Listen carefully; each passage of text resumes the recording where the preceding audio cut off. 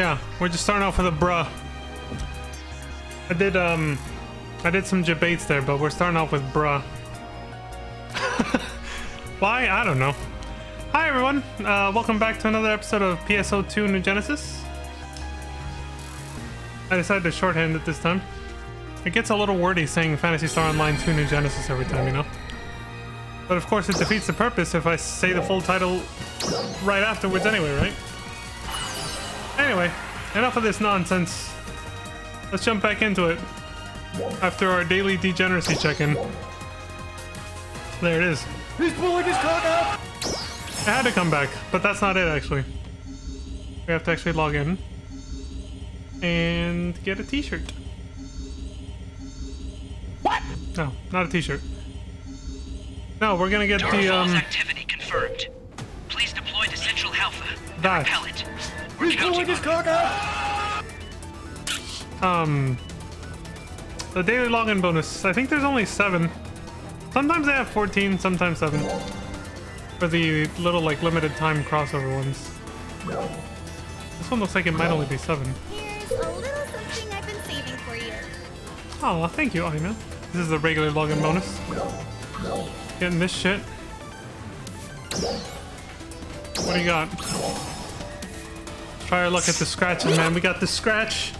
We got the itch, man. I'm scratching, I'm itching. Did I get something like a free latte? Oh my god, hurry up.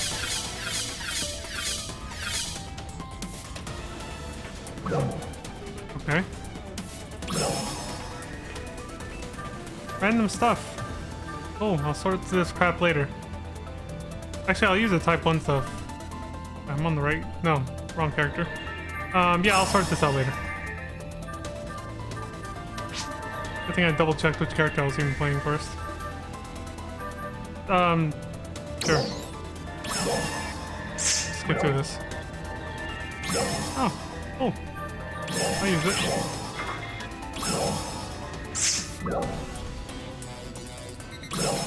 Okay, I'll give that to Leon later. Alright, now we can get the hell out of here, I think. Holy shit! Dude! There's so many people right now.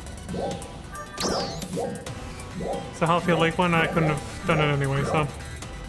I was gonna do that one anyway. Alright. There's our daily degeneracy check-in. Now let's get the fuck out of here. Oh, hold on. One last one. Forgot about this. There, back to ship 4.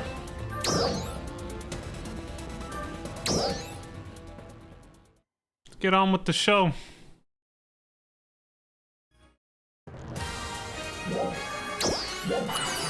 Searching for an answer. For answer. Great Armored Core game, man. It was a good one.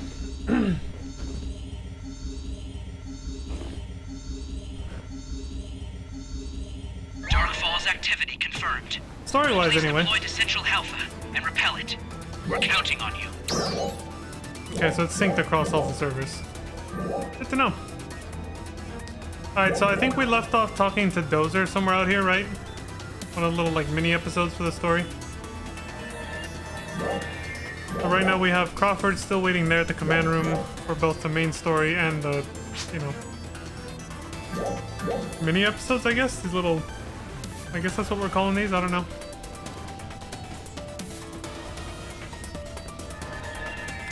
We have Manon and... who's over here? Dozer again.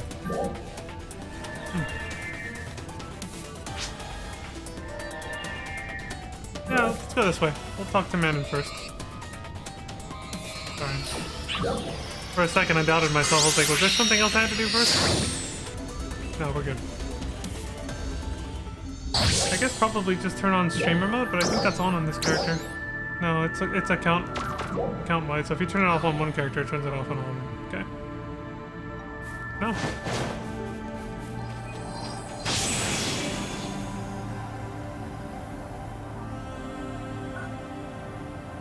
Can you collect these on multiple servers? Oh. Like, I don't... I'll try it later. These little, like, daily respawning treasures that give you a little bit of money. I'm wondering if I collect them on one server, can I collect them on another? I'm not gonna pick them up right now because I'd rather get them on my Shift 2 character, but I'll check that later. Hey, Manon. What's up? Oh shit. Oh, you're We here go too. again. Mm-hmm. I'm everywhere, Manon. I'm everywhere. Oh, right. There's no auto-scroll here. Dylan! No, not for these scenes, anyway. You looking for something? No, I'm just doing a little homework on enemies in Rezel Forest.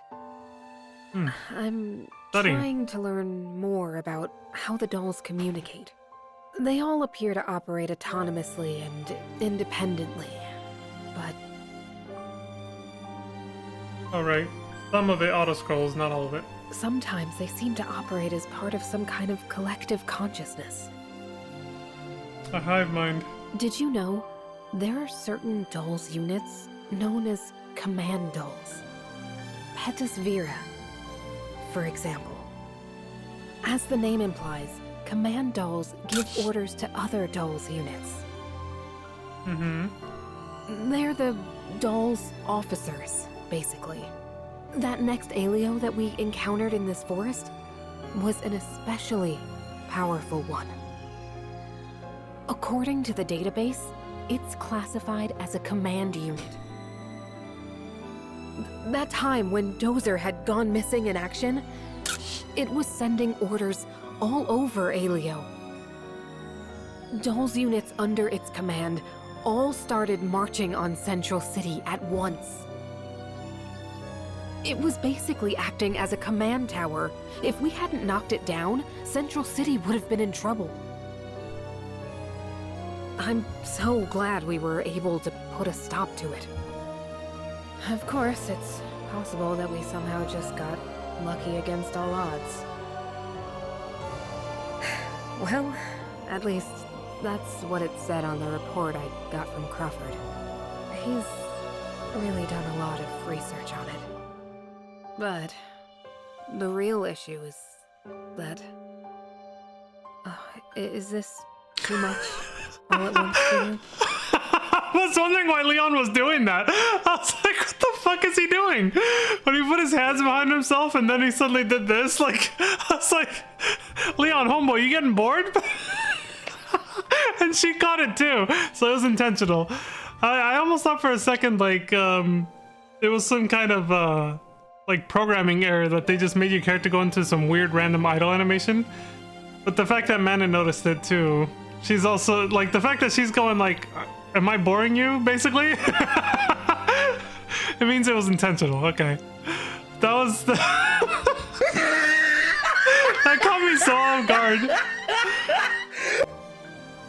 Like, I was about to make a, you know, one of my obvious stupid jokes about taking screenshots, but then that hella threw me off. Alright, I guess that's enough for today's lesson. Yeah, man, I'm sorry. You kind of bored Leon a little bit. You went off a little too long there. I'll let you know if I learn anything else. Hey, at least you didn't get offended by it. Christmas! We got snow. Who the fuck? Loof danger? Okay then. They're probably picking up the treasures. These ones. They respawn once a day for everybody. Get smacked. They're probably on the teleport menu. Which, speaking of, where are we going next? Okay, Dozer's over here, but that leads to the bottom. This is the way, yeah, we gotta kind of... See this? See how the topography here? The lines? It's like ascending upwards this way. We saw this when I was looking for this Trainia on stream a few episodes ago. So we gotta start from way back here and then climb our way up like that.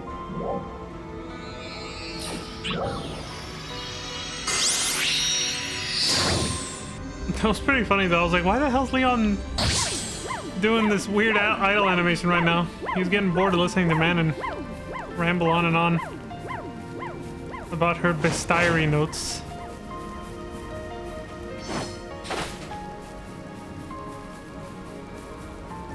He's like, oh, I'm sorry. Is this too much for you? Like, you want me to shut up now? Leon's like, yeah, kind of. Sorry, honey. I just got a little bored.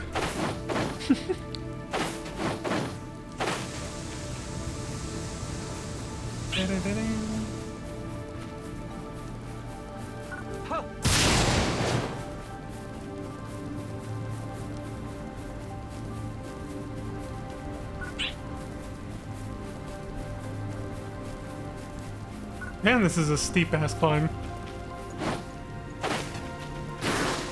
Hey Dozer, what you doing out here? Staring at the ice, the Kavaris region, I believe it's called. Snowy mountain peak over there. Dylan! Fancy seeing you here. Likewise, buddy. You Do son you have a of a... moment? I'd like to talk to you. Alright. Well then speak, friend. That's all we do. Thank you.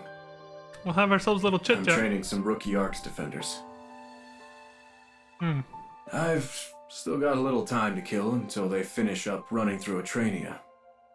Of course. I'll get right to the point. Do you know what's going on with Manon lately?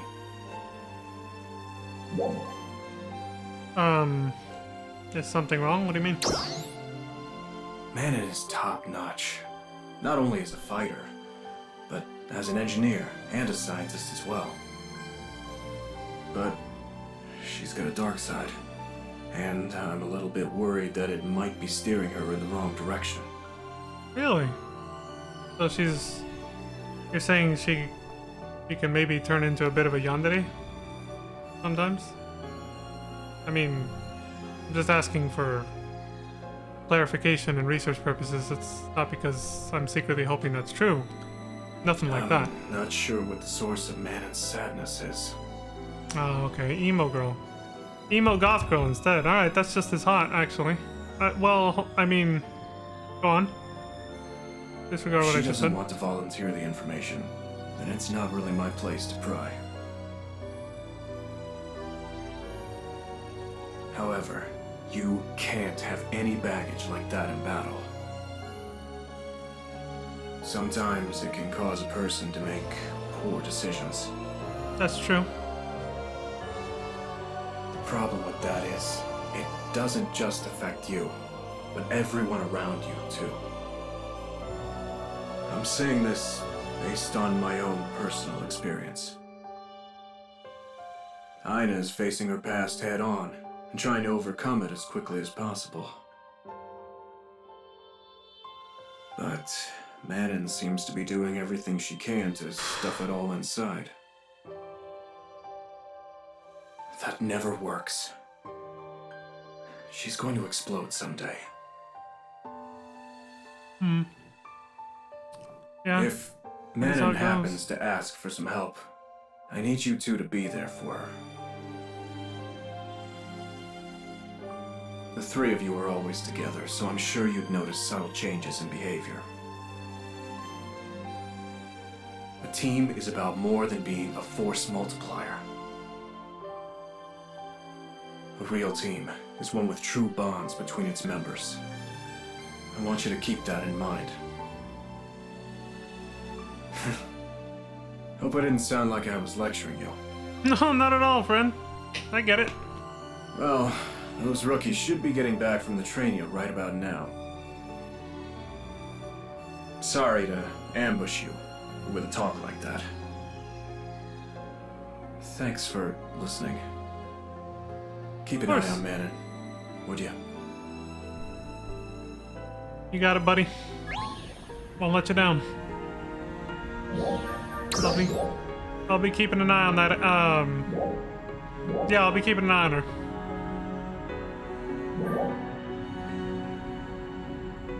The screenshots are just so I don't miss anything. That's all. Never mind that they only happen when... That's not true. I was about to say they only happen when the camera's behind her, but that's not true. That's not true. That can be proven wrong just a few minutes ago. Alright, looks like we're gonna go talk to Crawford. Yeah. I don't see anyone else left on the map.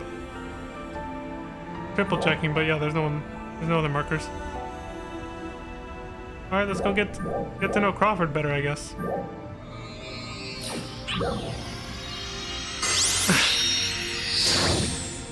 I was about to be like, I'm gonna keep an eye on that, yeah, I'm gonna keep an eye on Manon.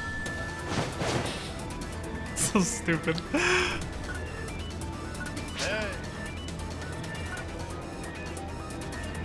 Excuse me, Jose. Oh, get out of the way. I got urgent business. I gotta go to Santa's shop.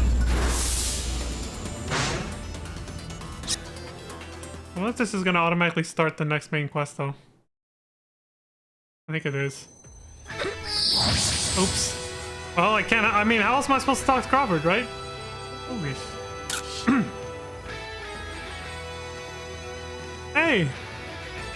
Everyone's here! Thank you all for coming. The next I'll get episode, straight of to course. the point. Look at this. Thanks to the materials we obtained from the battle with Nexalio, development of Central Cannon is proceeding smoothly. I can't see if However, Crawford... we still lack some important materials. Therefore, I have a mission for you all. This is the Retem region, situated to the east of our current position. An abundance of resources lies beneath this expansive desert, and I hope to cooperate with the people of Retem to unearth them. However, they are also currently locked in battle with the dolls, and cannot spare resources for other regions. So, you want us to go and help them defeat all the dolls there? Precisely. You will serve as our advance team. Please apprise yourselves of the situation there, and lend your aid. I also want you to form a friendly relationship with them. Roger that. You can count on us. Yeah, that makes sense. I have sent word ahead of your arrival. The rest is in your hands.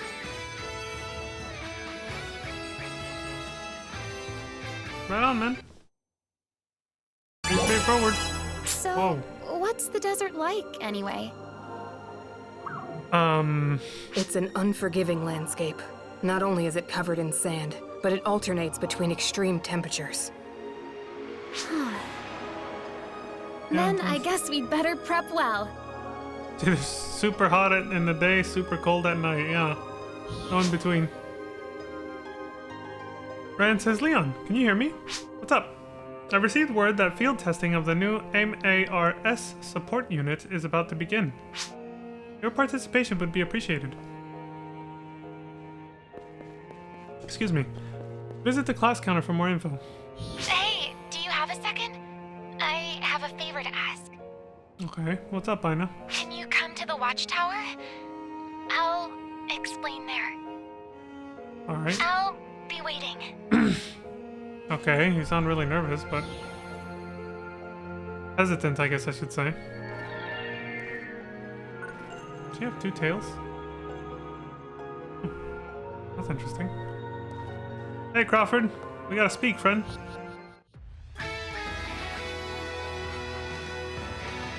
Ah, there you are. What's up? I really appreciate all the hard work you do for us every day. Thanks, man.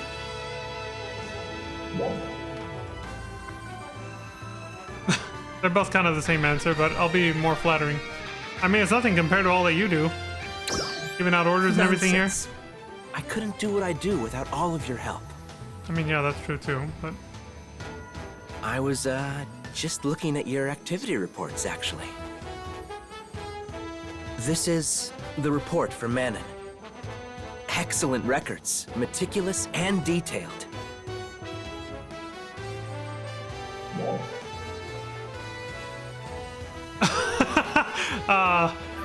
Should I be turning in reports too? If you could, whenever you have a chance.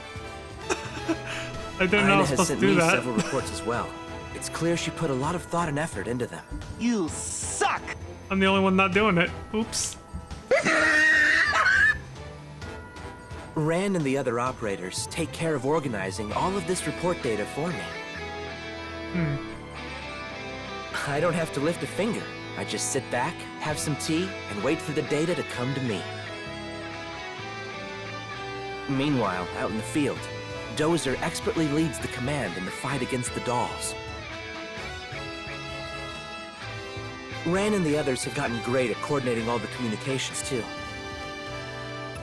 Compared to the old days, my job has gotten much easier. And now, I have you three helping as well. At this rate, pretty soon, my only responsibility will be to sit and keep my chair warm.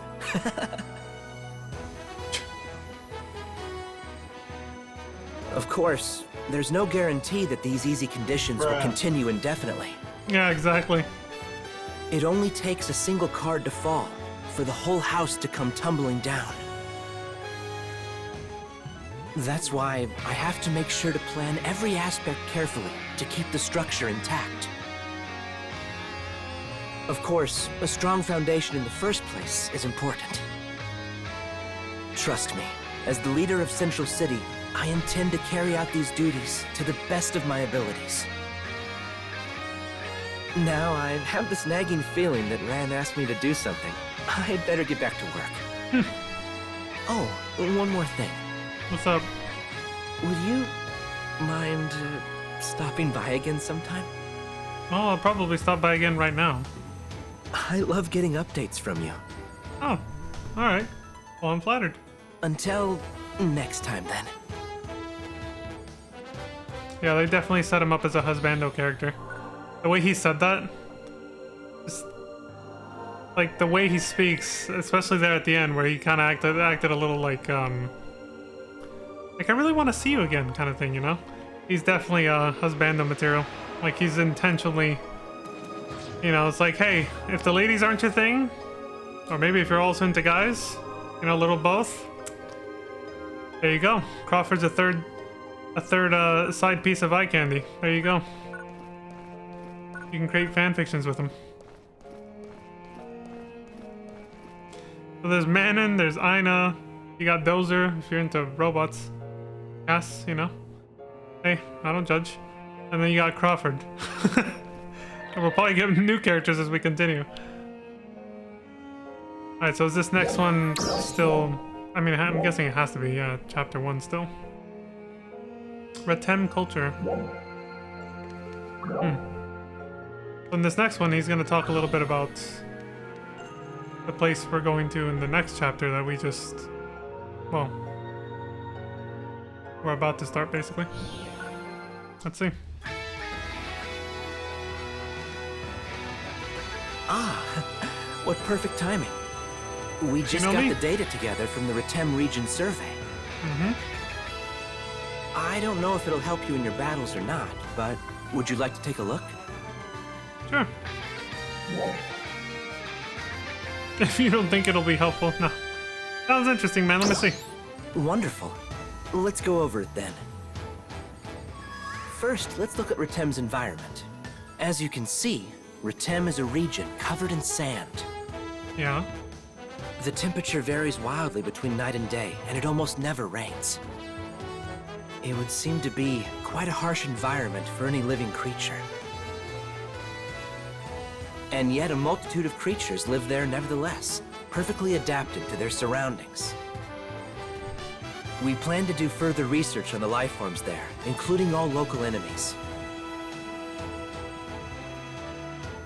However, the environments of two regions connected by border bridges are astonishingly different from one another. We'd like to assign researchers to look into that, but for now, we must prioritize research that can help us in battle. Speaking of astonishing, Sagan Mountain Road, just inside the Retem region, is another strange area. There are electromagnetic and gravitational anomalies there. You'll even find things like huge boulders floating in midair. What the hell? What? We think cylindrical structures called the Grevs cause the anomalies, but there's still much to learn about them. But let's save that topic for another day. Now, I'll give you an overview of the residents of Retem. Okay. It's a great extra briefing before moving on to our next main mission, right? Is a region plagued by harsh environmental conditions and constantly under the threat of Dahl's attacks. That Nexalio battle the other day posed a major threat to us. However, such threats are commonplace for the people of Retem. They've lost many lives trying to keep their town safe. It's not a surprise that there are people who value strength above all else. It seems to be a basic tenet of theirs, that the strong should protect and guide the weak. The circumstances of sweet both of them. Aelio and Retem have always prevented us from interacting with each other much. The cultural differences are also a barrier to mutual understanding. But if you can exhibit strength to them, in spite of all this, I'm sure they'll accept you. I'd like you to reach out to the Retem Ark's defenders and earn their trust. Well, I guess that's enough of an introduction to Retem, for now. All that's left is for you to go and experience it for yourself. I can't wait to hear about it. All right. Sir, yes, sir. I'm on it, buddy. Bow, bow, wow. Christmas music is back. Oh, it's daytime again, that's why. Hi. If you're ever worried about something, don't hesitate to give me a shout. I'm sure the operators would be more than glad to help too. Alright, back to the generic dialogue then. Okay then. Let's go see what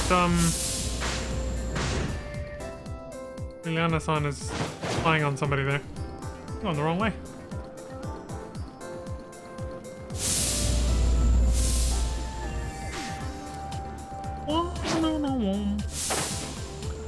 Let's see what Aina wants, but first, Thanks for stopping by. I didn't forget about this. Shit. MARS is the name of a powerful special weapon that can be summoned by setting it on the pallet. While Mars, for short, we'll just say it that way, is equipped, you cannot use normal weapons and actions will be limited to those using Mars. Use the skill again to unequip it. Special energy source called the Mars battery is required for summoning Mars. The battery fills up over time, and Mars can be used when it's at 25% or more. The battery will go down gradually. You can take it off whenever. Mars has both main and sub weapons.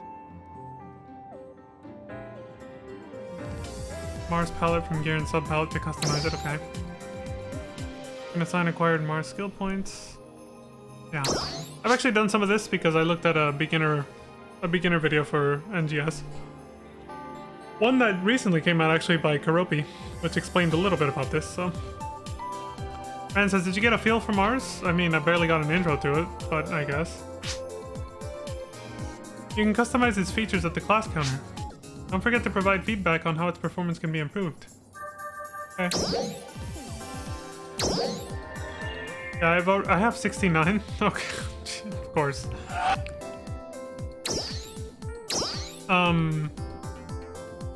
Yeah, let's go ahead and I'll assign them the way I have them on ship 2, according to Karopi's guide. He kept it pretty simple. Yeah, it was just these ones. Except that one, because it just drains your HP. And then this row. The Garm and Idhogger. Hydra and Scylla were just kind of left alone for now. And then it was just stat boosts. Starting with Potency, unless you're not confident yet, then you can go with HP Natural. So we'll do with Potency. Whoop. And then Critical Hit. I think I should be fine HP-wise for now. Yeah, it should be good. There. I'll get HP next.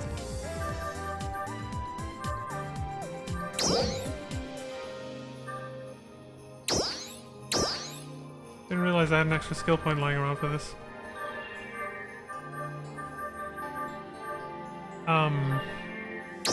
Sure. Not worried too much about it for now.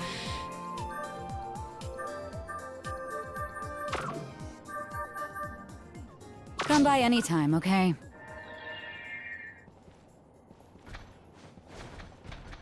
Anyway, let's go ahead and do that.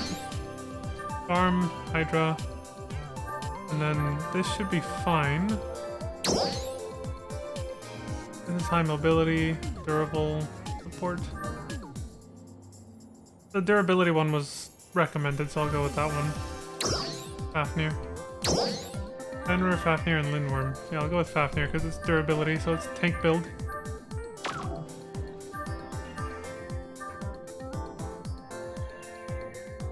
I don't think I've ever heard the voice.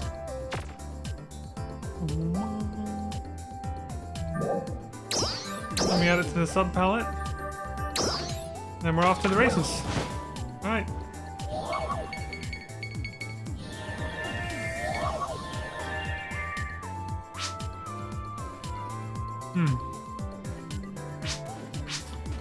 Gunna Sexes. Interesting name. Wait, it says cross the bridge to Retem and talk to Manon. Didn't Aina just ask me to go meet her somewhere?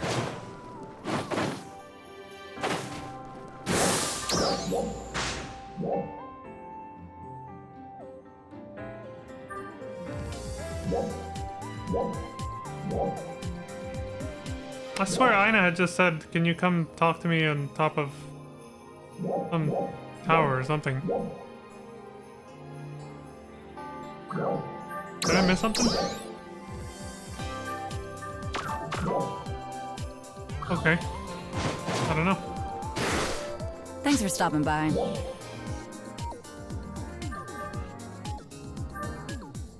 Come by anytime, okay? Let me check this. Chat log.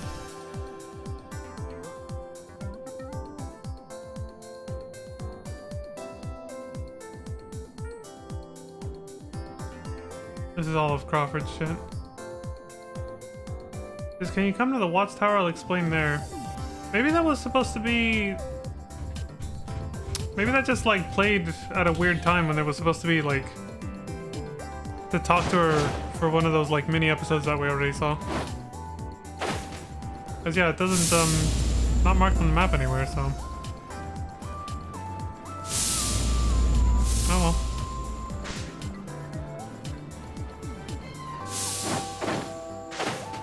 Oh wait, no, there she is. She's actually here. Hey, thanks so much for coming. What's up, Aina? A melancholy monument. Leon gives Aina advice and helps her. Help Aina. We got a side quest. Alright. That's why it wasn't marked on the map like main scenario or something. It's a side quest. There's something that's been on my mind. What's up? Rank 1 enemy level 15. First clear reward once per account. The Honor of Alio. That sounds like a title.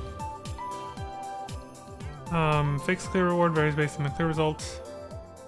Alio Town ruins. Oh, I see. That's why it's called a melancholy monument. She wants to go back to where it all started and she lost everything. For probably sentimental reasons. I get it. Alright.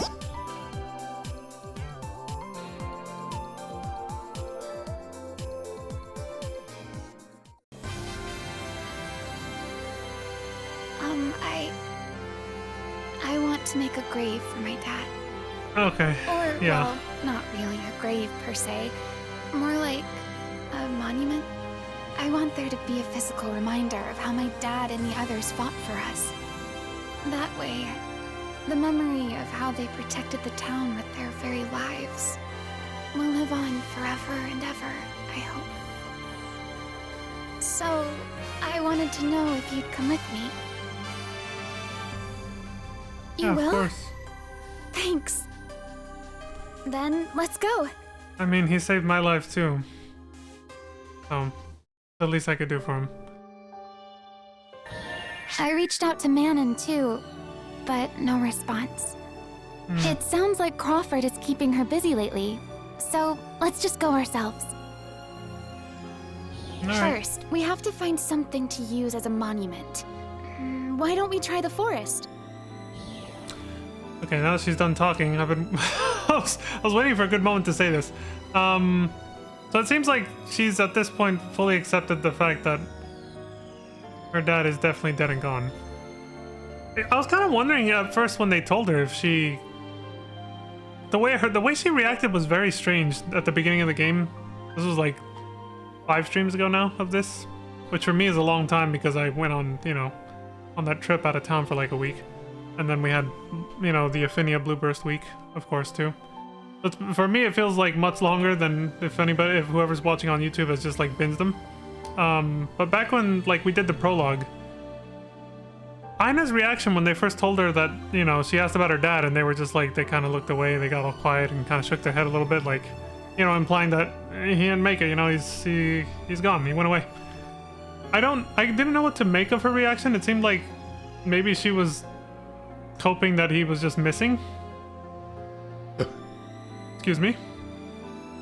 I couldn't tell if that was her reaction or if she was actually like in full acceptance that, okay, he's dead. It seemed very odd. And I don't know if that's just because the writing, the acting, or if it was intentional. I have no idea. But I mean, at this point now, it's pretty obvious that she's like, yeah, I know he's like, you know, he's dead and I want to honor his memory. It makes sense.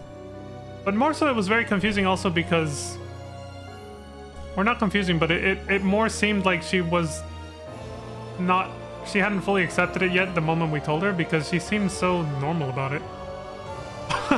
Like, she didn't get sad or depressed or anything, but then she has those PTSD episodes like the very next, you know, on your very first mission, of course, when you go up Mount Magnus. So, I don't know, it was kind of hard to tell. It was very weird, that whole part. Because you would think if she had accepted right away that he died, she would have shown more emotion, but she just kind of didn't. It's very, very, very strange. I was like, what's up with that? That's why I thought maybe she was in denial about it. But now it's like, no, let's go make a grave for him. Like, oh, so she's not in denial about it. Yeah. This is a lot of enemies. Relax! Let's take them out to clear the way for our search. Some weak-ass soldiers. Lizards. You'll be fine.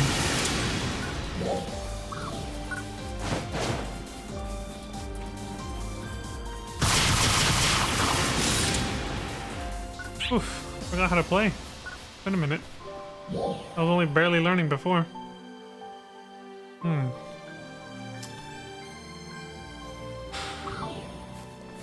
me zoom out more.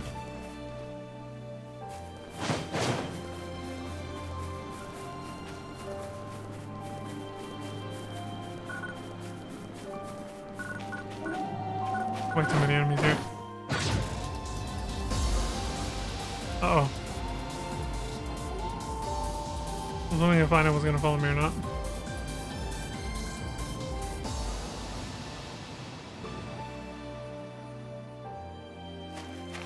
I was like, we can just jump right past these guys. You know, this is where my dad and the others trained. They always gave it 110%. But they never let me join them. Dad always told me to stay back because I was still too green. So, all I ever did was watch everyone else. Can't say I loved that. You wanted to help, man. I'm not really seeing anything we can use. Let's try by the sea. Trial start. Dolls? Oh, great. Let's get rid of them. I mean, not like we were just gonna, you know.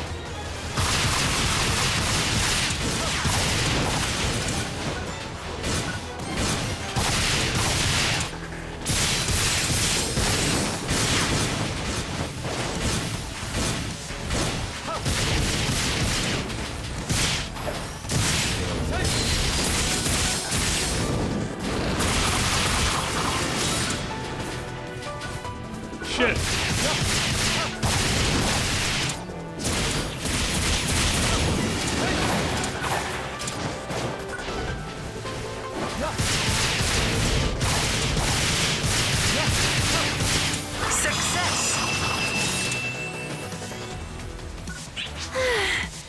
We got him! Yeah, we did it! Let's keep heading for the sea.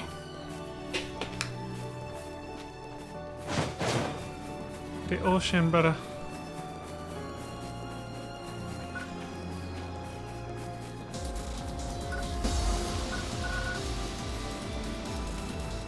This place hasn't changed a bit.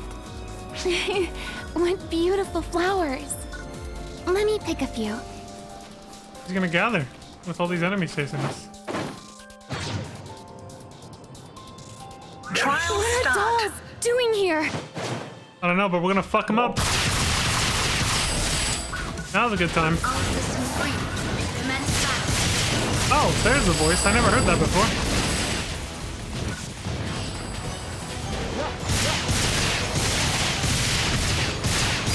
Guard charge. Shit.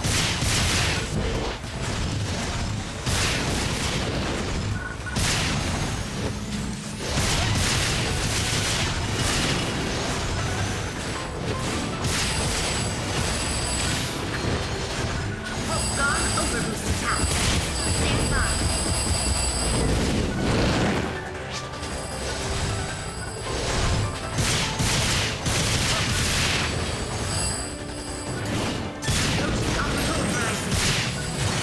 Rick?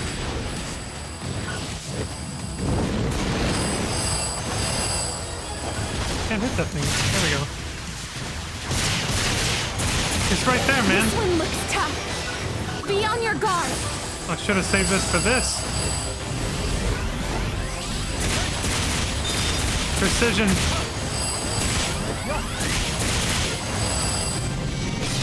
Guard charge complete.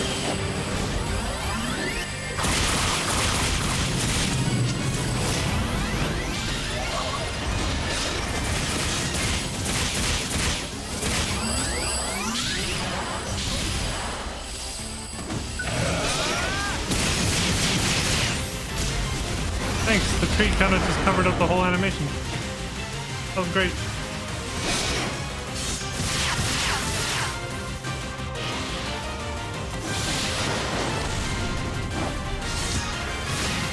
Rick?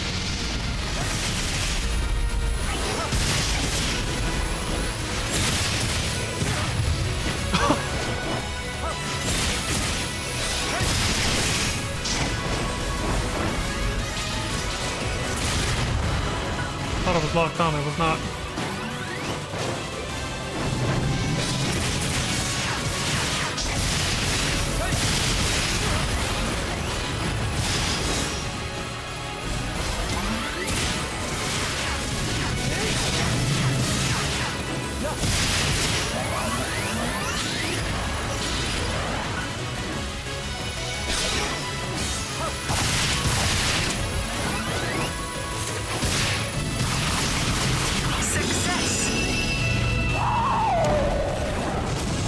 Okay, that should do it. That crazy violent explosion. Did it just...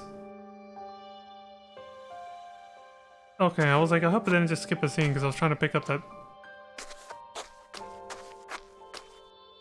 I pushed R2 right as the screen was fading, so I was trying to pick up the rest sign.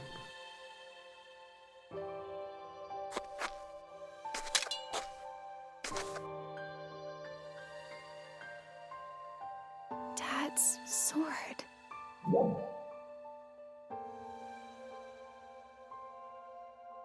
Fuck. They're both, I'll go with this one. You okay?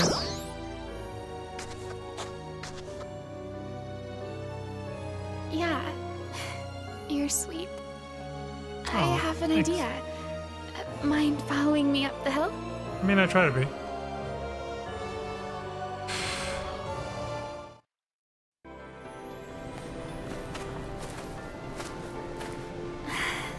Dad loved gazing at the world from here. I always looked up to my dad. He was my inspiration, my protector. I was so proud of him.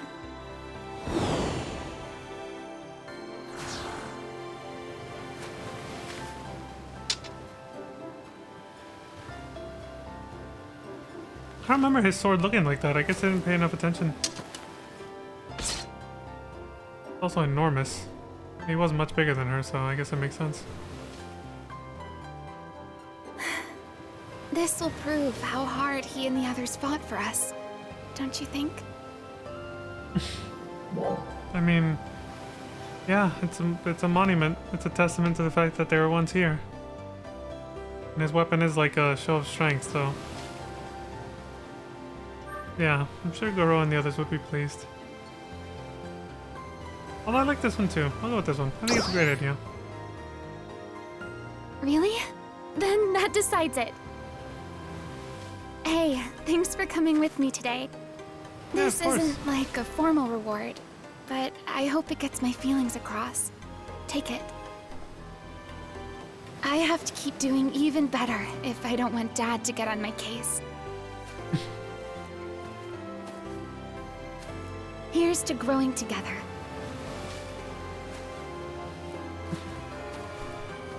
You son of a bitch. That one's for you, Goro. Rest in peace, friend. I'll look after your daughter for you. Not in that way, alright? Treasure Scratch Volume 12. Two of them. 5-star gems, title, monument.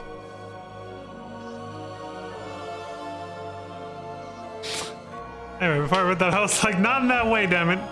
So I know how some people might want to like twist my words or make fun of me for saying that, given all the usual shenanigans that I fucking engage with the characters and everything. I was actually being serious that time, alright?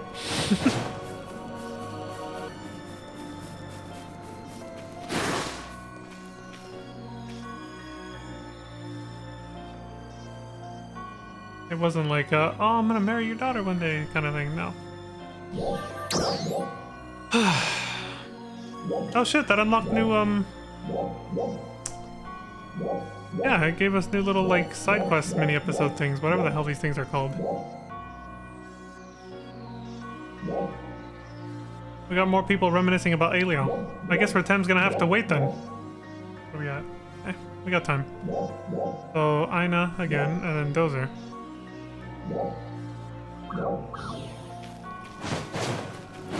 We were just there, too. How come she wasn't standing there just a second ago? I just came from here.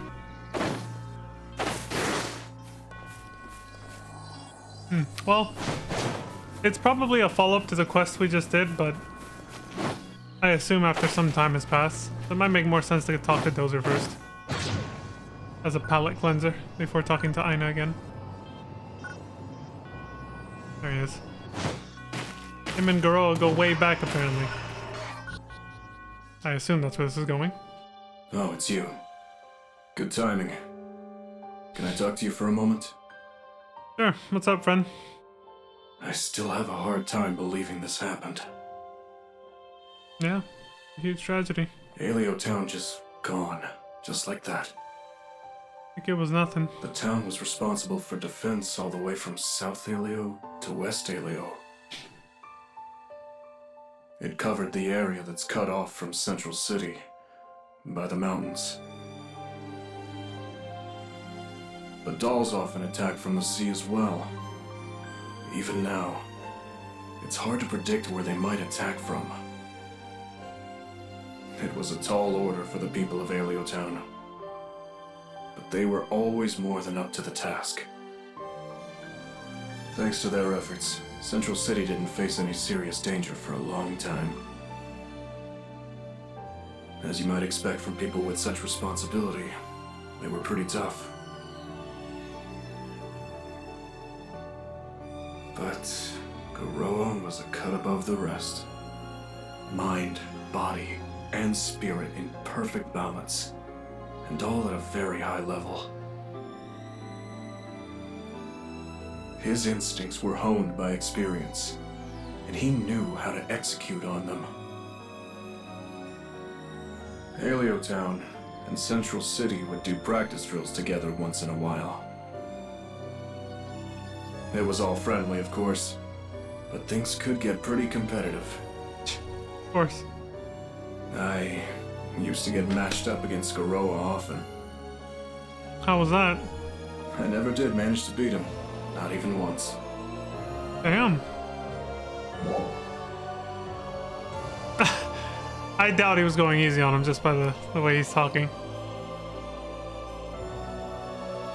I like that answer better than this one, though. Were you going easy on him? I gave it my all every time. If anyone was going easy, it would have been him. He left us before I could settle the score. Feels bad. I'm not sure Arx will ever have another defender quite like him. He was a force of nature when he fought, but he was so easy to get along with otherwise. He was warm. Just being around him was enough to make all my little worries melt away. Friends like that are amazing to have. All the other townspeople were kind-hearted too. People that inspire you and make you feel like everything's gonna be alright. You don't come across people like that often, so if you have someone like that in your life, cherish them. We all need a bit of a pick-me-up once in a while, you know? Having a friend like that is everything. I can't allow them to have died in vain. Let's make sure that doesn't happen. Right on, man. I got your back.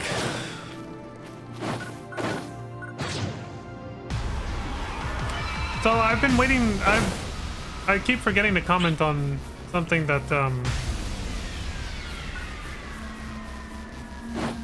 something that Manon briefly mentioned. The last little like cutscene we had with her. She said something about. Aw, Lantis. You're one of those friends to me, Leon. Thank you, Lantis. That's so sweet of you. I appreciate that. Also, hi, Lantis. Welcome to the stream. Now, real quick before I forget, what I was gonna say about what Manon said. She said that dolls kind of behave like, well, I use the word hive mind because the way she described it was pretty much that. Like, they kind of... They always work in unison, and they have commanders that, like, will lead them and tell them what to do. I was like, well, that's not too different from how the false spawn used to work, you know? The little dark false enemies from 1,000 years ago in PSO2 Classic. So I'm kind of, you know, and part of the mystery of the game is obviously what the connection might be between them. Because it's this new enemy called a doll. But one of them is named after Dark Falls, which existed in PSO2 Classic 1,000 years ago, so... You know, the first thing the player's gonna be thinking is there's gotta be some kind of connection, right? I'm assuming the story will clear it up soon enough. You know, like, that's probably part of the intrigue and mystery that will keep it going for a while. Like, when I say soon enough, I don't mean it's gonna happen anytime soon. I think it's gonna be one of the main plot points for a good chunk of the story, I assume, is, like, exploring where these things came from, their origin story and stuff like that. Trying to uncover the mystery, so to speak. So I'm mostly just kind of thinking out loud. I'm just getting my thoughts out there. But yeah, going back to what I was just saying right now, I appreciate that, Lantis. And that's the thing, is even pillars of strength like Garoa, people who inspire you and make you feel like everything's gonna be okay. You know, people like that, even they need someone like that once in a while to pick them up as well, you know?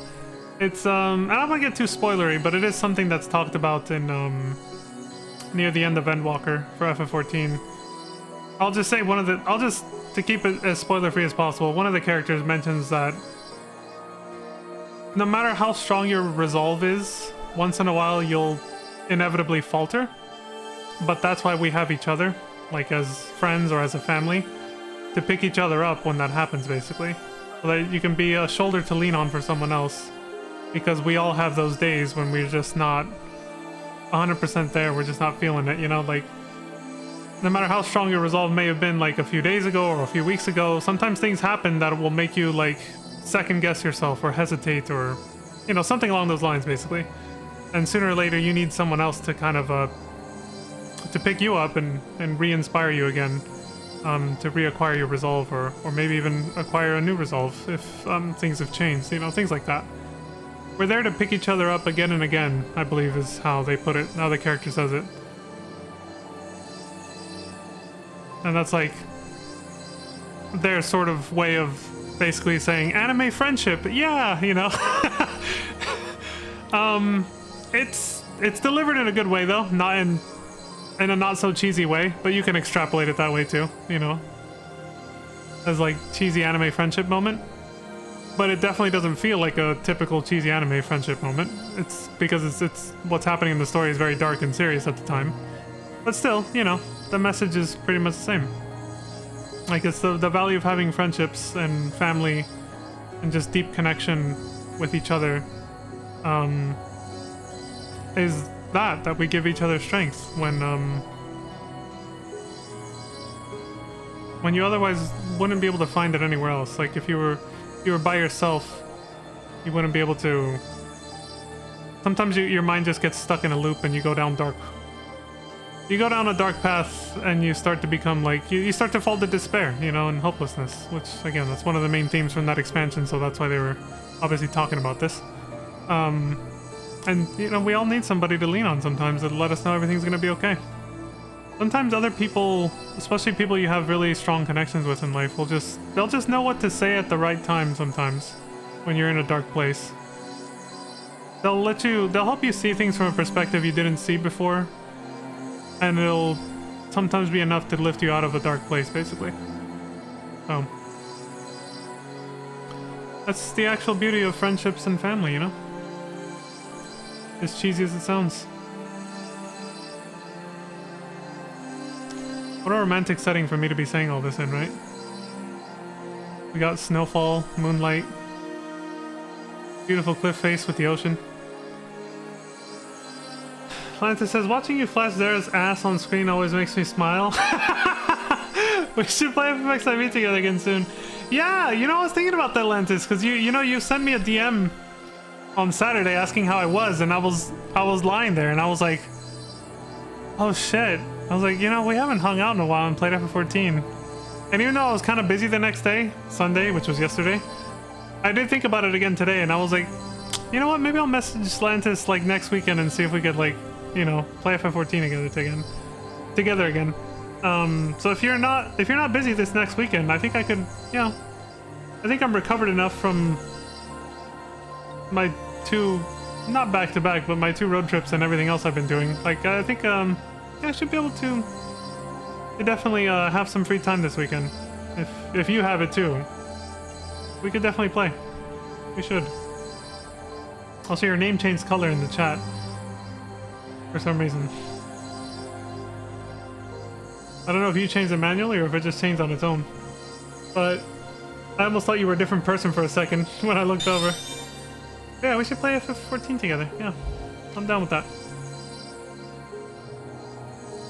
Alright, I know. Do you have any more final words you want to say or speak for your father?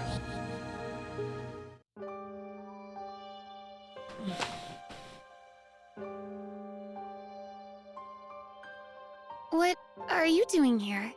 I was just talking to Dozer. I saw you were here, or to pay respects to Garoa. Another one of those where I wish I could say both. I saw you were here. Oh, okay. Yeah.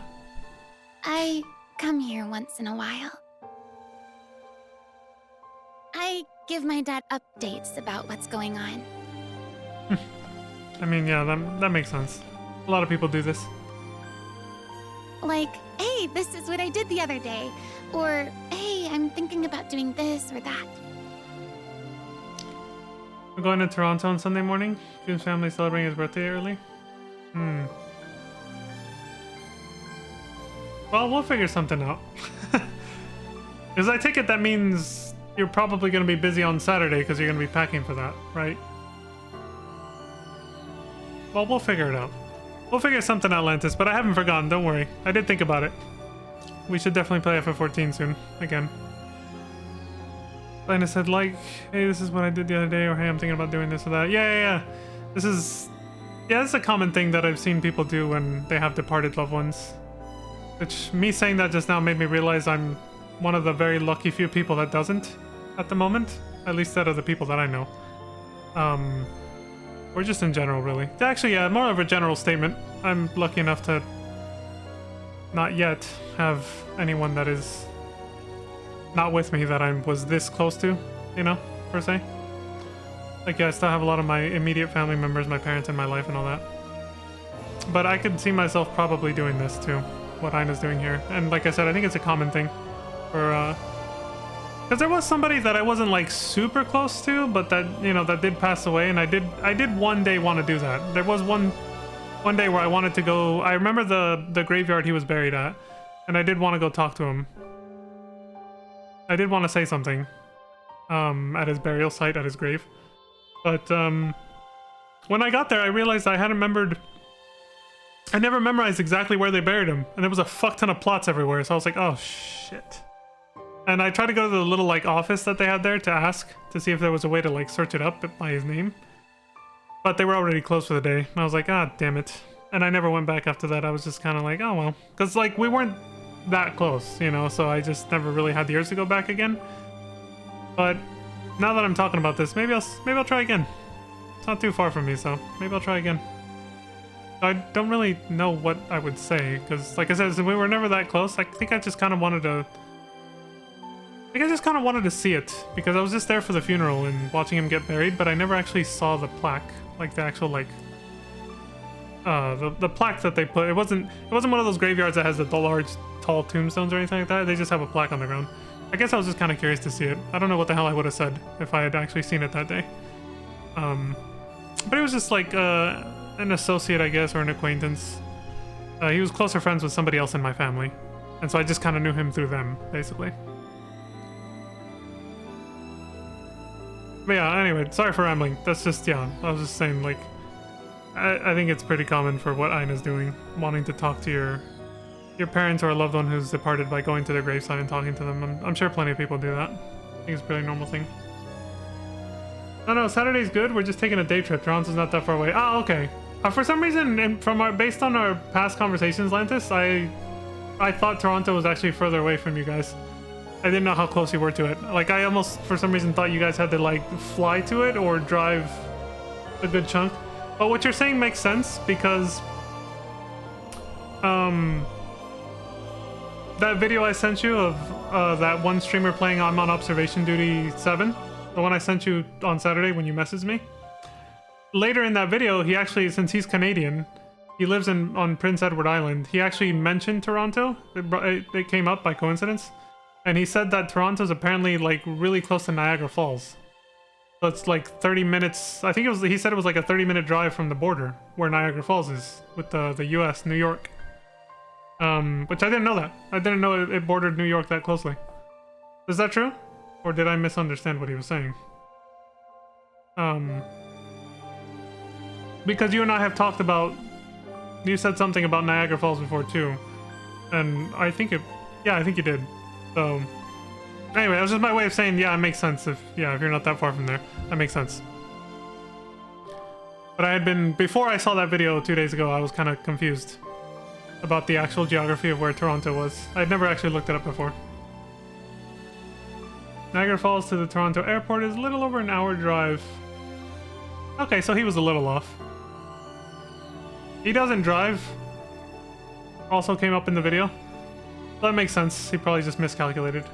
But he wasn't too far off then. Okay. Yeah, I'd only known of the city, and I saw where the hotel for the convention and the airport was, but I didn't zoom out when you sent me that for the Anime North convention or whatever. I didn't zoom out enough to see exactly where it was, and I'd never looked it up before. So I actually never even knew what province Toronto was in. And at least now I know its geographical location, but I just realized I still don't know the actual province. I only know Calgary in Alberta and Vancouver in British Columbia. Yeah, but I never actually looked. I never actually looked at the goddamn province that Toronto's in. I just know the city. Well, now I'm curious. You're probably gonna beat me to it and say it first, but Ontario. That's right. Okay, thank you. Didn't even have to Google it. As I was typing it, it just auto-filled in. Ontario, Canada. There we go. It's Ontario. Talking to him like that while I clean up the monument really helps calm me down. Hamilton is 45 minutes out. Toronto's like another 20-30 minutes from there. Okay. Talking to him like that while I clean up the monument really helps me calm me down.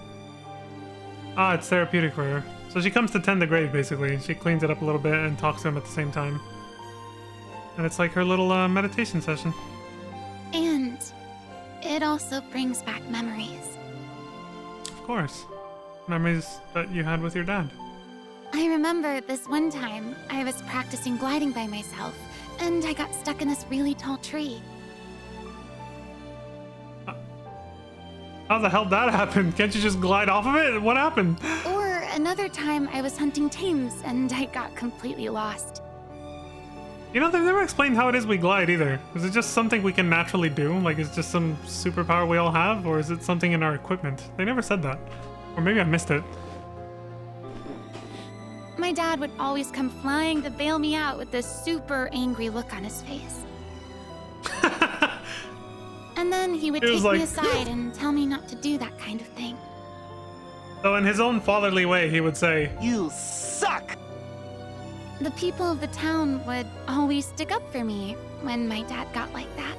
"Aww." See, that's sweet. That's what I'm talking about, man. It's community. Family doesn't just have to mean your blood relatives, man. Or even your adoptive, like, parents and, you know, immediate family. Like, family can actually extend to an entire community, like a small town or city of people, depending on how close everyone is. That's a beautiful thing. They'd all try to comfort me and then go get in my dad's face for me and stuff. That's super sweet. That's cute. I used to hate it because I really didn't want any kind of special treatment. Of course. That always does kind of make you feel awkward. Damn it. I can't believe that just speck just got stuck on my glasses as I'm streaming and I can't really clean it right now. But looking back, now I understand they were all just doing that because they really cared about me.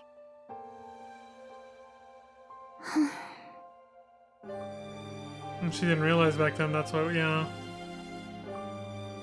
Yeah, I know. They loved you. Your whole town loved you. As much as you love them. And now they're all gone. It hurts. I can imagine, yeah.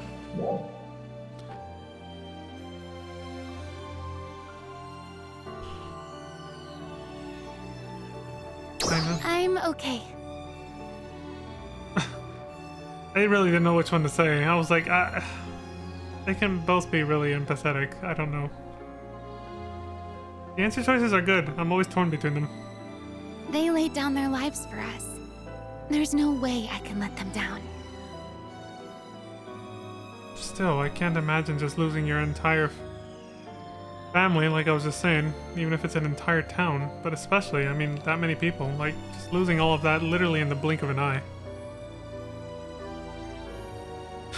Well, time to give my dad an update. Wanna do it with me? Of course. Just gonna be an asshole and sit here and stare at you while you do it. I said he saved my life too.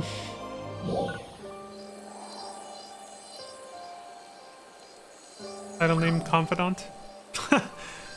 I'm the people everyone I'm the person everyone likes to open up to now. I'm everyone's confidant. Now we got Man in here doing the same thing. Paying her respects, I guess, to Goro as well. No. 90% of the time you'll get the same dialogue regardless of what you say. Choice is an illusion. Yeah, I'm used to that. I'm used to that being a thing in most games. But for me, sometimes it's enough when they at least say one thing different. Even if it's just the very next sentence. There's other games that don't even try to do that. There's some games where they don't even, like, it's literally the exact same. And I'm sure this game does it at plenty of points too. But I have noticed that this game at a lot of points will at least change their first response when you choose something different.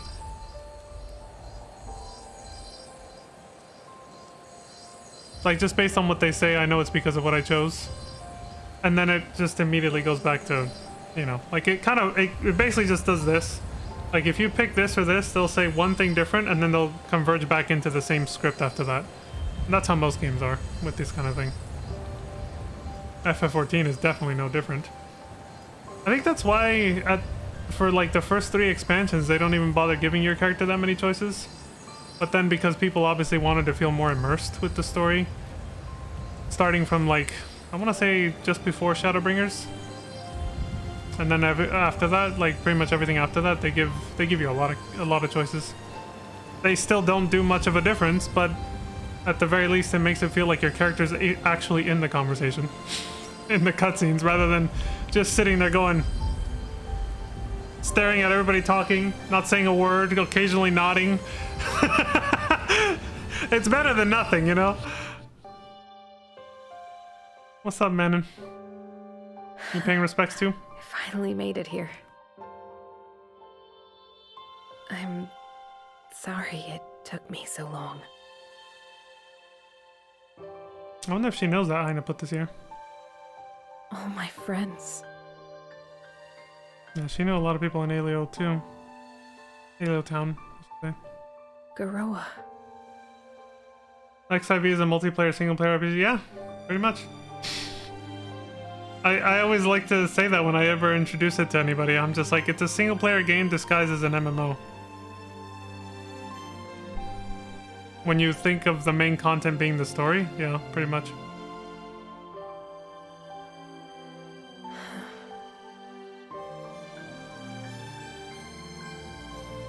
I've known about this place for a while.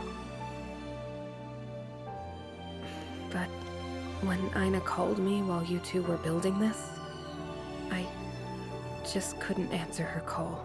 Ah, there we go. It's coming full circle. When Aina told us that she reached out to Manon and Manon didn't respond, and she's telling us now. She's like, yeah, I did get those calls, and now she's telling us why she's just gonna bring herself to do it. I was too afraid to face reality. Sorry, I pushed the wrong key. I have a feeling that I'm not really facing it even now. Not directly, anyway. You know, that's actually something I wanted to talk to you about, Manon. Dozer's kind of worried about you kind of suppressing your feelings or whatever. Like, you have baggage that you're not facing and you're putting it away, and he's worried you're gonna explode one day. It's an MMO, but the story plays out like a single player. You are the hero and you alone must save our world. Yeah, basically. I mean, pretty much just like PSO2 Classic, yeah. Yeah. But I guess more so the reason I say that it's a single player game disguised as an MMO is because even though PSO2 Classic does the same thing that you just described, it's I feel like PSO2 Classic has more content and gameplay elements that revolve around multiplayer, whereas with FF14, a lot of stuff, like the main story is such an overwhelmingly huge part of the content, and is mostly solo content that once you're done with it, the actual multiplayer stuff to do outside of it is very limited by comparison. Unless you get into like the actual high-end hardcore raiding stuff, you know, like you get into like Savage raids and Ultimate raids. I think that's probably why I describe it that way. Because even though both games, their stories play out the same way, where you're the hero and you're the main character and all that stuff, FF14 feels more like Solo friendly is not the word I'm going for. Solo focused, I want to say. It feels more solo focused than PSO2 did. PSO2 Classic still felt a little bit more MMO-ish. It still had a lot of the elements from, I feel like, from the like classic PSO or Phantasy Star universe that made it feel like there was incentives to actually play with other players quite a bit. And FF14 still feels a little bit lacking in that. A little bit. It does have plenty of multiplayer content, but not like an enormous incentive or reason to do it, I guess. More than once. Like a lot of the multiplayer content in FF14, there's like very little reason to do it more than once. There's not much of a grind, I guess. You know? There's not much of a reason to grind it out. That's why I loved WoW. You were a part of something bigger. You completed the story alongside the NPC heroes as one of their many trusts. Apparently they were gonna do that with 1.0 for FF14. But then when they changed the director to Yoshi P, he was the one who decided, him along with the new writing team and everything, they decided to make your character become the main character instead. And they said that they kind of solidify that with how the first expansion, A Realm Reborn, ends. Which I'm obviously not going to say because it's a spoiler, but the way it ends, he said, was meant to solidify that in the player's mind that your character is the main character for the rest of the story, which is true, yeah. I like that they did that. I prefer that kind of story instead. I'm open to like WoW's type of storytelling based on how you described it, but it's I definitely prefer being the main character instead. That's just a me thing though. That's literally just, you know, that's a preference. It's just my preference. Oh, yeah, so Manon was saying she's saying she's basically kind of aware that she is suppressing her feelings, like Dozer was worried about. She's gonna explode one day because he's holding it all in. Gurua used to always ask me to make sure I kept an eye on Aina. He probably didn't mean anything by it at the time. It was probably just because I was the closest to Aina in terms of age. Yeah, he probably saw you two were gonna become like good friends or something, so he was just like, you know, take care of her, look after her. I guess he just thought it would be nice for her to have a big sister. That is pretty much what I was getting at. Most people want to be the hero? Yeah, because I can't be in real life. So, you can be. There are situations where you can definitely be somebody's hero, and I have done it a couple times, and I've seen it happen a couple times. But I just mean in the escapist sort of fantasy type of way, basically. So. But now, that responsibility is a huge weight on my shoulders. And so, now you said that, this is kind of a small spoiler, but one of the reasons that the latest expansion for FF14 isn't doing so well, and that people don't like the story that much, I haven't played it yet, so I still have no opinion, I don't know. But just from what I've been hearing other people say, one of the reasons that they don't like the latest expansion right now is the fact that your character is not the main character for it. Because people got used to it. People got used to their character being the main character, and for that expansion, the way they decided to write it, they introduced a new character that most people don't really like because of their personality, but then they also made that new character take the front and center stage of the whole story, and then your character's just kind of a support. I'm a support class in any RPG, so I'm happy being the sidekick. Yeah, so for you probably won't mind it at all.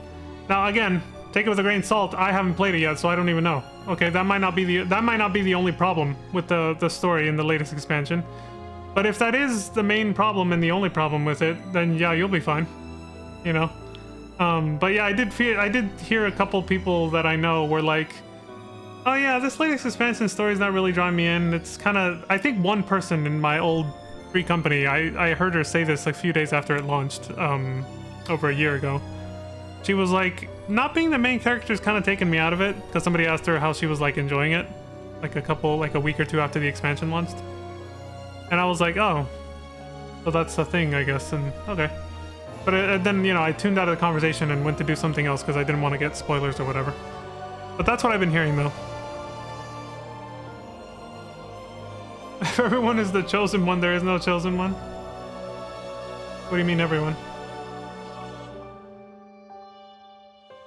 I'm responsible for her now. I feel the weight of that.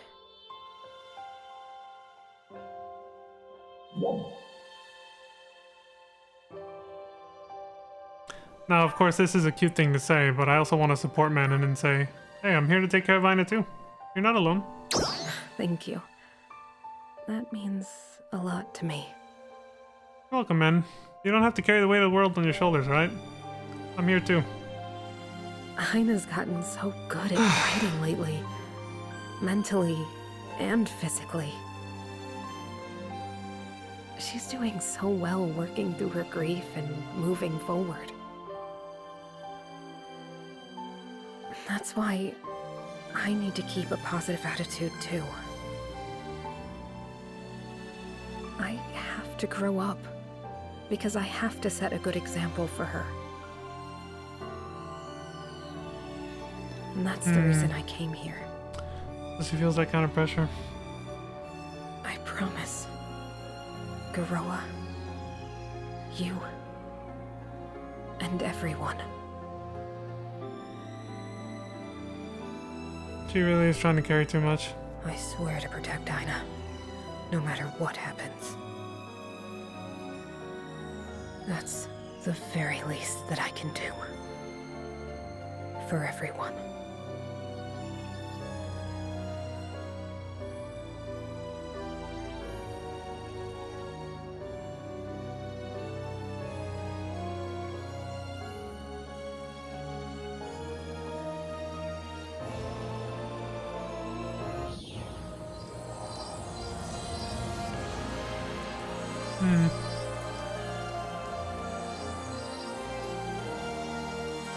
Alright, there's no enemies around. Let me turn down the music because it's just kind of... Alright, so... I'm not sure what you meant by that last message, Lantis, but I'm assuming you mean, like... If everyone, meaning, like, all the other players in the game are also, like, the main character or whatever. The way they got around that... the way they got around that in FF14 is that... It's sort of a playful thing that they did.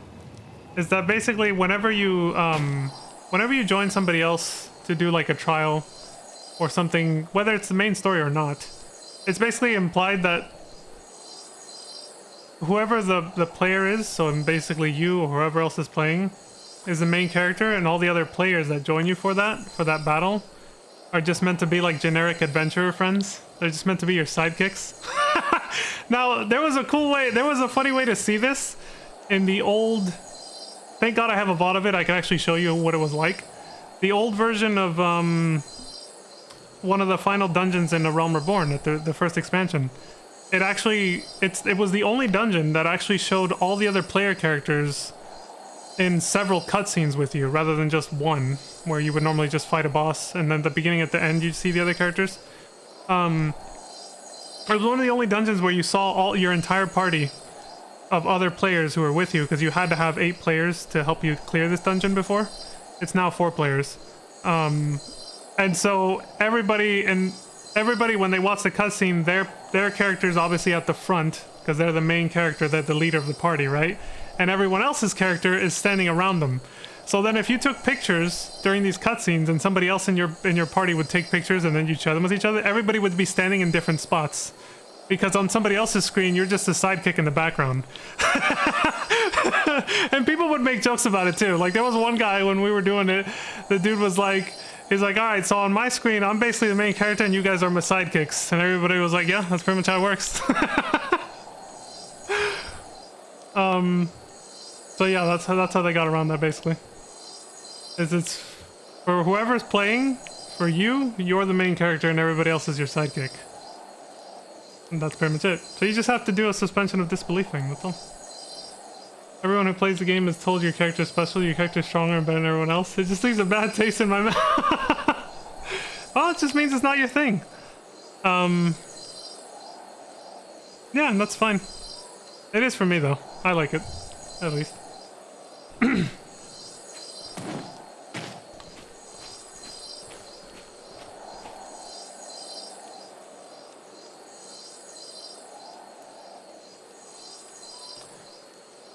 Though I will say in FF14's case in particular, it makes things quite awkward when you end up with cutscenes like the ones I was talking about yesterday, or... No, not yesterday, sorry. The last stream we did of this game. Friday for me, because today's Monday. But yeah, last stream I literally touched on the fact that because that game lets you be any job class, and your character can be one of so many different races, and there's, you know, the 2 genders for each race, they can't animate your character doing too much, and so your character just stands there literally doing nothing for 90% of the cutscenes until, I mean, they literally just barely put in job-specific animations for a cutscene in like the last major patch, and the game's been out for more than 10 years. So that's the downside of that. The downside of making it out to be like the player character is the main character and they're stronger than everybody else is that then they look really stupid when they do nothing, because the developers are torn between making them do anything because they can't animate that many different job classes with the amount of time and resources that they have, for whatever reason. Either because they just don't want to, or because they literally don't have the money and resources. Then it just looks stupid. So I will say, it does have its drawbacks. Yeah, it does have its drawbacks.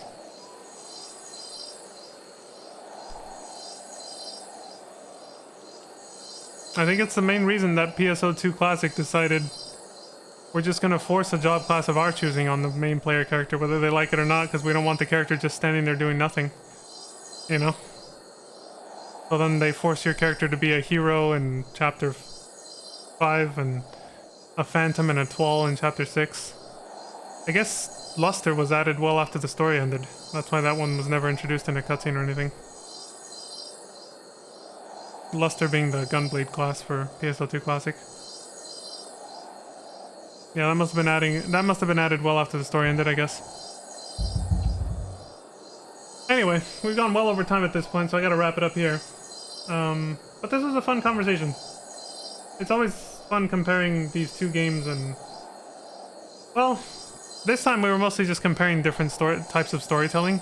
It was more kind of like between World of Warcraft and FF14, based on what you said, Lantis. Because since I've never played World of Warcraft, I don't know. But I take your word for it because I know you've played the shit out of it, so... and I've seen other people play it a little bit, and I've seen that it is like that. And I think Maple Story was a little bit like that too, for a good chunk of it when I played it. But that never had like a central overarching storyline for a long time, until much later, closer to when I quit playing anyway, so... But even then, it was... I think they were still trying to kind of emulate WoW style, where your character was just like one of many, you know? And you were kind of a support, but there was no one really to support either. They didn't have like a main character either. Like Maple Story was just kind of all over the place. It wasn't really, you know, you could tell there wasn't really any long-term planning for a long time there. Nowadays, from what I've seen, how much it's changed, they actually went the FF14 route. They've actually retconned some stuff and made it so that your character is like the main character and yada yada. They went the FF14 route now. But back then, it's like they couldn't decide which road they wanted to take. Back when I was playing it, they wanted it to be like World of Warcraft or FF14. They were leaning towards World of Warcraft storytelling style just because FF14 didn't even exist yet. But then they went to that instead. I made a name for myself just by wandering and helping random people along the way. Yes, the adventurer that gains a reputation for helping people. And that's a good chunk of how your character in FF14 actually gains their reputation too. That person who always stopped to help the everyday man, as they said. The everyman, or, you know, I forgot how they worded it. But that is how your reputation actually starts to grow canonically in that game storyline too. And then it leads to, you know, bigger and more epic things from there. But yeah, that's pretty much how you start off that game's story. It's just being a generic adventurer who seems to be really good at fighting and helping people, and has a, you know, heart of gold and everything, and likes to help people in need, like Batman or something. And then you catch the attention of people, of certain powerful people that start to take an interest in you, and things go from there. Side quests and aimless roaming, that's my brand. Yeah, that's pretty much how your character starts in that game. And then from there you can decide to continue role-playing that, and continue doing side quests, or just stick to the main story. But canonically, that is how your character starts. You just start off as a random adventurer that just doesn't even know that they're destined for like greater things yet. But in a game like World of Warcraft, like you were just describing, you just stay that way. You're not some kind of chosen messiah figure. You're just somebody who wanders around helping people, and you just happen to be good at it, and that's it. There's no, like, you know... I can't find the words for it, but some kind of predestined, like, and fantastical fate, I guess. I don't know. Alright, let's get the hell out of here. I'll go sign off back at the private quarters.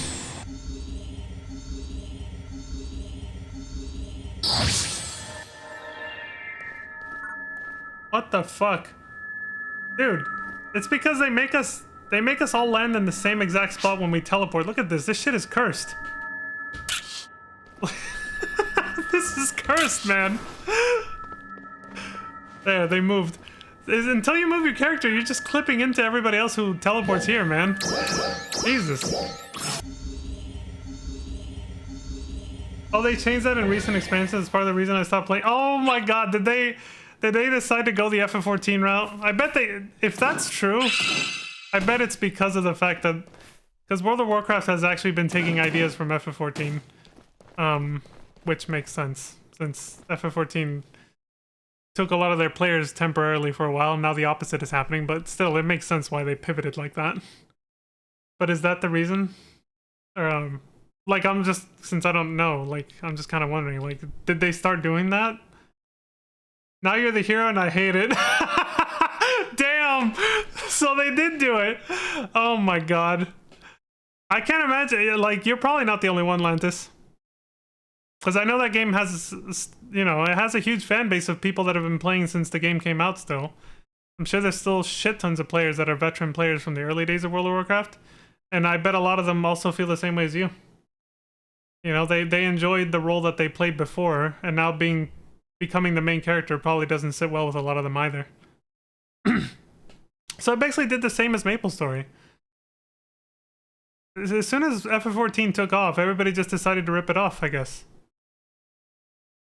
The only one who can get a pass that didn't do that is PSO2, because it launched right before FF14 and it started off that way already. So it didn't rip it off. It was just it just happened to be doing the same thing from the start. But I can see that there's these other MMOs that existed way before FF14 that just decided to rip it off after the fact once it became hella popular. Yeah. That's pretty funny. I did not know World of Warcraft did that.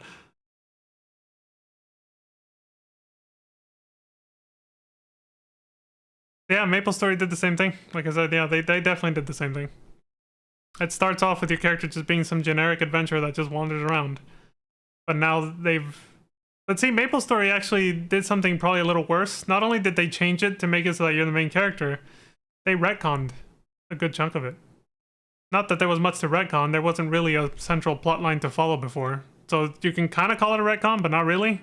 But it is still technically, for your character anyway, it is kind of a retcon. That you're suddenly the main character of this big story, and before there wasn't even a story for you to be a main character of, basically. So. Raids used to be epic, 40-man adventures, then it was 25-man, now they have 10.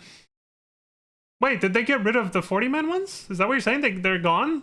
Or did they just create new ones that happen to require less players? I'd be pretty pissed if they actually completely deleted. If they just got rid of the old ones. Like, I hope there's still an option. You know? Bring back the music.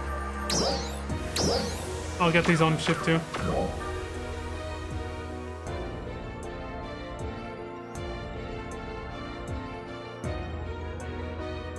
I'll check that later. So, title screen. Okay. Alright, while Lantis answers that, or types out a reply, well, if you want to, no pressure, Lantis, but I'm gonna go ahead and do my outro and say thank y'all very much for watching. I appreciate the support across Twitch, YouTube, and any other platform that you decide to watch. Thank you very much. As always, please take care of yourselves. Stay safe out there. Don't die. And until next time, I hope you all have a wonderful morning, afternoon, evening, good night. We'll see you all then. They changed the format, nerfed everything, reduced enemy count. Oh my god, that's so bad. I'm so sorry, Lantis. That's horrible. Oh my god, I would hate that. I actually have low-key...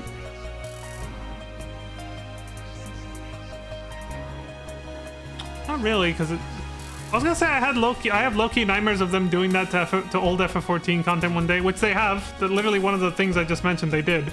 That dungeon I mentioned earlier, that used to be 8 players, is now 4 players. So far that's all they've done. But still. I do have that fear with certain games that are like an online service like this. That if they go too long, eventually things will change so much that they'll go back and change the old content like that. And that's horrible, because you lose history at that point. It's like, if there's no way for anybody to go back and experience it like it used to be, or even to see it, like if nobody recorded it maybe, then it's like, new players will just get the impression that the game was always like that when it's not true. It's like erasing history, you know? That's why people move to private servers. That makes perfect sense, yeah. Yeah, because it's like, people still want to remember, not just remember it, they still want to be able to play the old content like it was. That, like, such a huge change like that is not going to sit well with anyone. Because you're just erasing the game's history. You're replacing it and making it seem like it was something else that it never was. That's awful, honestly. That's pretty bad. Anyway, like I said, I gotta go. But hey, this was a lovely conversation, though. I appreciate it, Lantis. But yeah. Have a good night. Take care, Lantis. Bye, everybody else. Y'all take care, too. Oh, good. The intro's starting to play. I'll just do this, though. It's gonna be too hectic if I let it play. Hit start. Blizzard CMD'd them repeatedly, telling the players, you think you want Classic WoW, but you don't. I remember that shit. Even though I don't play World of Warcraft, I heard all about that. I heard all about that controversy. Yeah, I heard about that. Anyway, have a good night. Take it easy, everybody.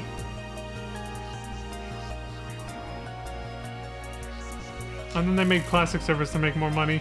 Yes, I know about that too. Because the streamer that I watched played that. Hey, the streamer that I sent you the video of on Saturday, he plays World of Warcraft, so I've actually learned a few things from him. He played Seasons of Discovery when it launched, and I watched him play it a bit, so I do know about the classic servers, yeah. It's just like, oh shit, here we go again.